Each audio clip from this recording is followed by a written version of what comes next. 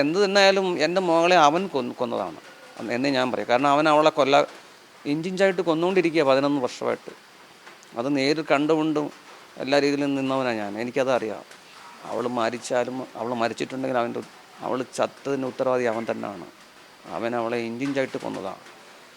ശാരീരികമായ പീഡനം മാത്രമല്ല, മാനസികമായ ടോർച്ചർ ഏറ്റവും കൂടുതൽ ഉണ്ടായിട്ടുണ്ട്. എൻ്റെ കുഞ്ഞിൻ്റെ മനസ്സിനെ അവൻ കീറി മുറിച്ചിട്ടാണ്. പിന്നാണ് ശാരീരിക ബുദ്ധിമുട്ടുകൾ, മാനസികമായിട്ട് എന്തൊക്കെയാണ് പറയുന്നത്. അതൊന്നും നമുക്ക് ഇതിൻ്റെ മുമ്പിലിരുന്ന് നമുക്ക് സംസാരിക്കാൻ പറ്റാത്ത പദപ്രയോഗങ്ങളും കാര്യങ്ങളൊക്കെയാണ് ഉപയോഗിക്കുക. അത് തീർച്ചയായിട്ടും ഇപ്പോൾ അത് ഇവനെ അവളെ കൊന്നതാണെങ്കിൽ അവിടെ നിന്ന് കൊലപാതക കേസ് വന്നാൽ അവിടെ ശിക്ഷ കിട്ടുമല്ലോ. അപ്പോൾ ആ ശിക്ഷ നമുക്കൊന്നും തടയാൻ പറ്റത്തില്ല. ശിക്ഷ കിട്ടുന്നെങ്കിൽ ശിക്ഷ അവന് കിട്ടണമല്ലോ. കുറ്റം ചെയ്തവന് ശിക്ഷ കിട്ടാത്തത് കൊണ്ടാണ് കുറ്റങ്ങൾ ആവർത്തിക്കപ്പെടുന്നത്. മനസ്സിലായോ? കുറ്റവാളികൾക്ക് ശിക്ഷിക്കപ്പെട്ടാൽ കുറ്റങ്ങൾ കുറയും. മനസ്സിലായോ? അപ്പം കുറ്റവാളികൾ ശിക്ഷിക്കപ്പെടണം. അതും കുറ്റവാളികളെന്ന് പറഞ്ഞാൽ സാഹചര്യത്തിന് സമ്മർദ്ദത്തിൽ കുറ്റവാളികളാവുന്നവരുണ്ടാവും. കഠിനമായ കുറ്റവാളികളെ ശിക്ഷ തന്നെ കൊടുക്കണമെന്നാണ് എൻ്റെ അഭിപ്രായം.